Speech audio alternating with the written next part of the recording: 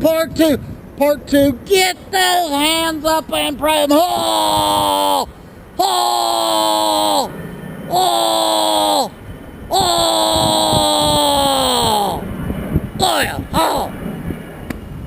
But yeah, so the shopping cart pushed that thing. Now in Philadelphia, I pushed it a couple million miles, and believe it or not, people get out of your way when you have a shopping cart. They may take you to an insane asylum, but they'll get out of your way. But yesterday, the same thing in Baltimore, pushing a shopping cart.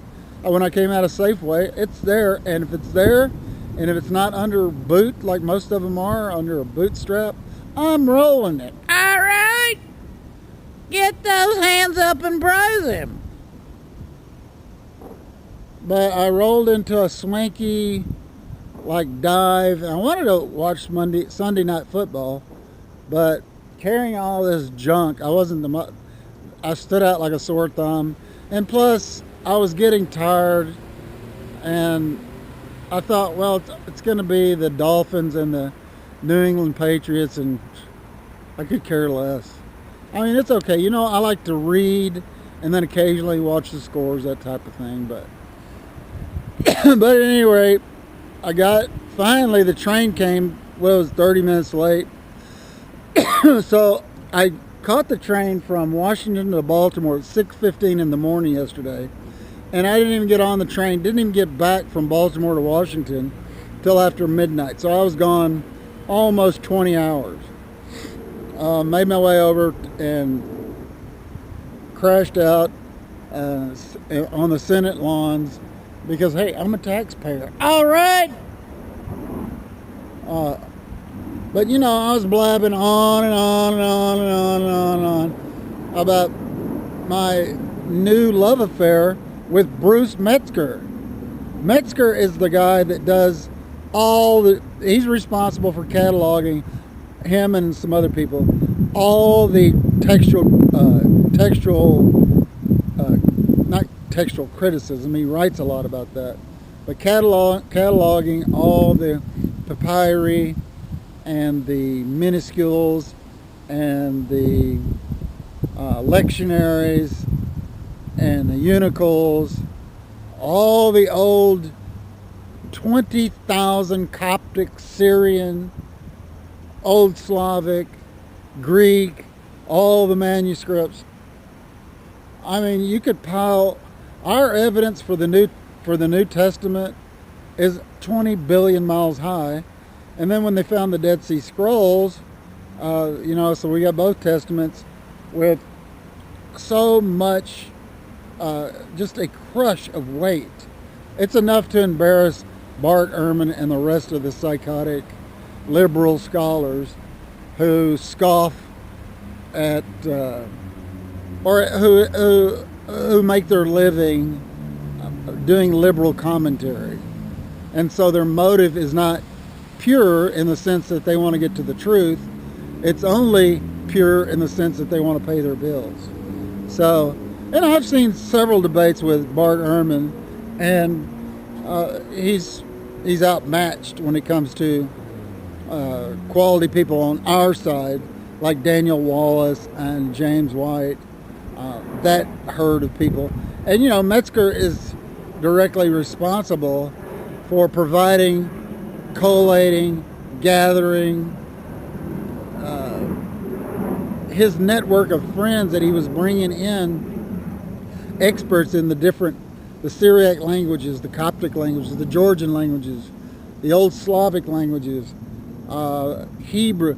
I mean, there are specialists in every one of those fields, every one of those languages, and Metzger knew these people. He rubbed elbows with them, and he was able to delegate that responsibility, besides being a genius himself and knowing what to delegate and what the final product would look like. So anyway, I knew about Metzger. I mean, who wouldn't? But now that I'm fighting, he's a Princeton Theological Seminary graduate, and all his footnotes, everything that he wrote. I'm finding 500-page books with pictures of papyri. Now, you know, I've been scavenging the East Coast wanting to see the originals, which is pretty impossible because you almost have to have some kind of diplomatic license or a lot of money to bribe them to get them to bring out these priceless treasures. Go figure. I'm walking in with this stuff here and they don't trust me. Do they not know who I am? All right. But anyway, you can tell I'm very excited. Just downloaded. You know, I've got so much stuff to read now. But if I see a gem out there, I'm going to go get it. And by the way, if you're ever looking for any book, Internet Archive, that's the place to go. That and Monergism, oceans of PDF. But, you know, this East Coast trip for me is eating up the bites. So, you know, I bought another 64 gig for this GoPro, and I'm eating through that at the speed of light.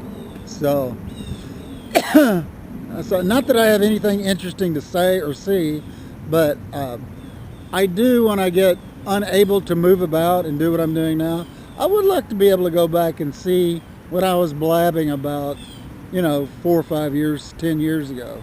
You know, if I lived that long, God willing. But anyway, looking forward to the next couple of days. I don't think it's not supposed to rain anymore, so that's always a good thing. Now, tomorrow night, going on to the, bought a ticket a long time ago for the Washington Nationals game.